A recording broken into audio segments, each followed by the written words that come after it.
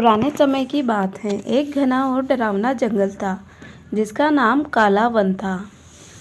इस जंगल के पास एक छोटा सा गांव बसा था जिसका नाम शांति नगर था।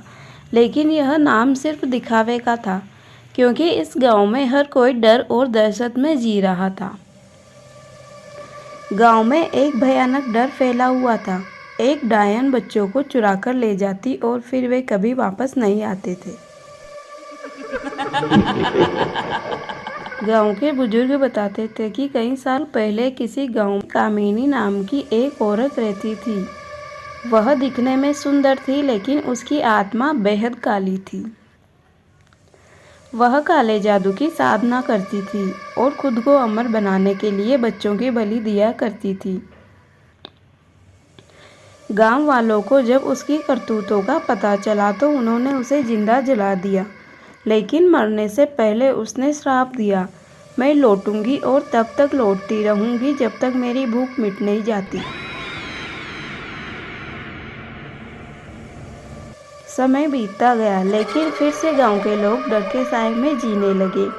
हर पूर्णिमा की रात गांव से एक बच्चा गायब हो जाता। कोई नहीं जानता था कि बच्चे कहाँ जाते थे, लेकिन हर कोई जानता था कि यह किसी आम इंसान का काम नहीं था।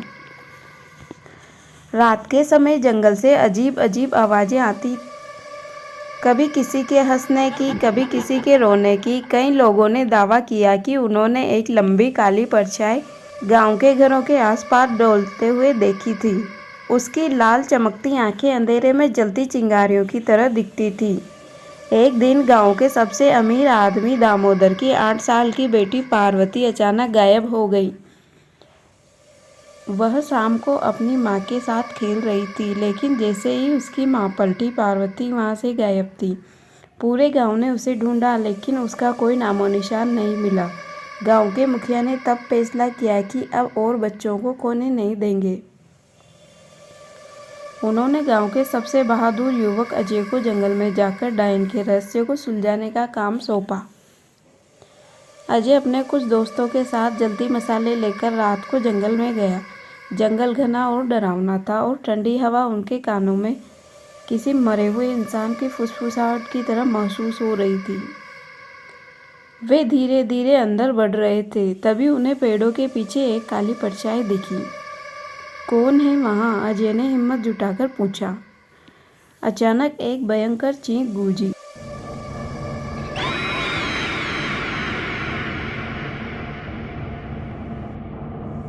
और हवा में अजीब सा बदबूदार धुआं फैल गया। तभी झाड़ियों के पीछे से एक लंबी डरावनी आकृति निकली। डायन की आंखें आग की तरह लाल थी और उसकी काली त्वचा से भयानक बदबू आ रही थी। उसके लंबे नुकीले नाखूनों से खून टपक रहा था। वह धीरे धीरे अजय और उसके दोस्तों की ओर बढ़ने लगी। तुम मेरे इलाके में आए हो, अब तुम मुझसे बच नहीं सकते, डायन ने गहरी डरावनी आवाज में कहा। अजय और उसके दोस्त डर से कांप रहे थे, लेकिन उन्होंने हिम्मत नहीं हारी। उन्होंने मसालों से डायन पर हमला करने की कोशिश की, लेकिन जैसे ही आग उसके करीब आई, वह हवा में गायब हो गई और एक जोरदार हंसी गूंजी।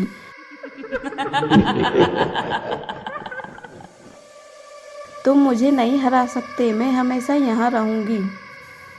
अजय और उसके दोस्तों ने जंगल में और अंदर जाने का फैसला किया। वे चलते चलते एक पुरानी टूटी फूटी झोपड़ी तक पहुँचे। झोपड़ी के अंदर एक बड़ा पत्थर का मंच था जिस पर कई बच्चों के पुराने कपड़े थे। अचानक झोपड़ी में दरवाज़ा अपने आप बंद हो गया और एक काली छाया अंदर आई। वह डायन थी। तुम्हें यहाँ नहीं आना चाहिए था, उसने चिल्लाते हुए कहा और हवा में उड़ने लगी। अजय को याद आया कि उसकी दादी ने कहा था कि डायन का अंत आग और मंत्रों से हो सकता है। उसने जल्दी से अपने बैग में एक पवित्र धागा निकाला और अपने दोस्तों को इशारा किया कि वे मसालों से झोपड़ी में आग लगा दें। जैसे ही आग बढ़ने लगी, डायन जोर जोर से चीखने लगी।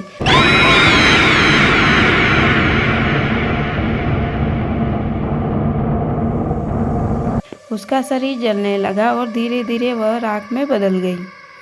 लेकिन मरने से पहले उसने एक आखिरी बार अपनी लाल आंखों से अजय को देखा और कहा, मैं लौटूंगी, यह ख़त्म नहीं हुआ है।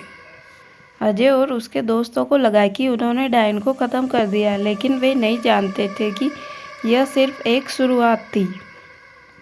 गांव में कुछ दिन तक शांति रही, लेकिन जल्द ही अजीब घटनाएं फिर से होने लगी।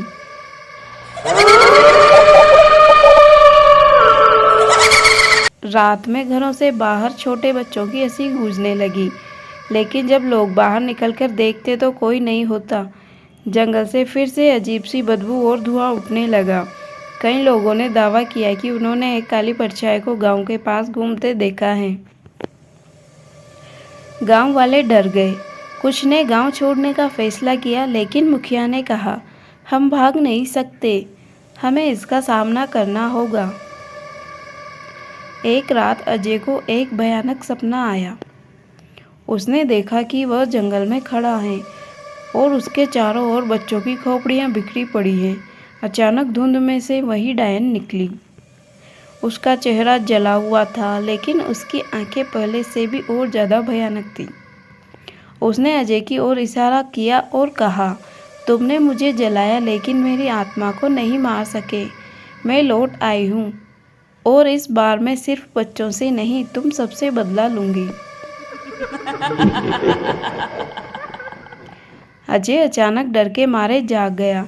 उसे समझ आ गया कि डायन मरकर भी नहीं मरी थी। अजय ने गांव के सबसे बुजुर्ग व्यक्ति पंडित रामशरण से मदद मांगी। उन्होंने कहा, डायन सिर्फ अपने शरीर से मरी है, उसकी आत्मा अब भी जिंदा है। उसे पूरी तरह खत्म करने के लिए हमें उसका दिल निकालना होगा, जो अभी भी जंगल में कहीं छिपा है। अजय और गांव के कुछ बहादुर युवक फिर से जंगल में गए। इस बार उन्होंने डायन की झोपड़ी के आगे बढ़ने का फैसला किया। चलते चलते वे जंगल के बीचों बीच एक पुरानी टूटी हुई गुफा के पास पहुंचे। गुफा से ठंडी हवा आ रही थी और अंदर से किसी के फुसफुसाने की आवाज़ें आ रही थी। वे हिम्मत जुटाकर अंदर घुसे। गुफा के अंदर दीवारों पर खून से भरे हाथों के निशान थे। जमीन पर इंसानी हड्डियों के ढेर लगे थे। लेकिन सबसे ज़्यादा डरावनी चीज़ थी गुफा के बीचों बीच एक पत्थर की वेदी, जिस पर एक काला धड़कता हुआ दिल रखा था। जैसे ही अजय ने दिल की ओर कदम बढ़ाया, गुफा में जोरदार गड़गड़ाहट हुई।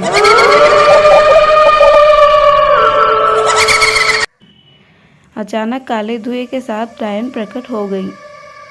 तुमने यहाँ आकर गलती कर दी, अब कोई नहीं बचेगा। उसने चिल्लाते हुए हवा में उड़ना शुरू किया। डायन ने अपने लंबे नाखूनों से एक युवक को पकड़कर हवा में उठा लिया और उसे गुफा की दीवार पर पटक दिया। खून चारों ओर फैल गया।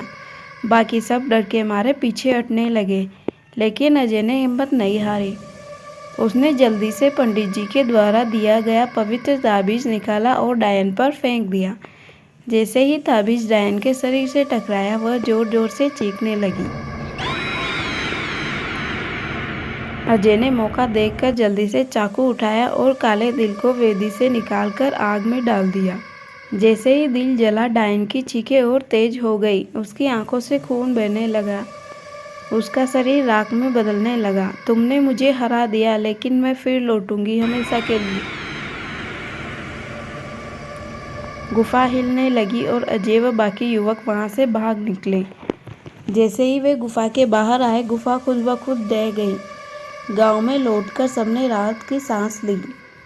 अब कोई डर नहीं था, कोई बच्चे गायब नहीं हो रहे थे। क्या आप ये कहानी आगे भी सुनना चाहेंगे?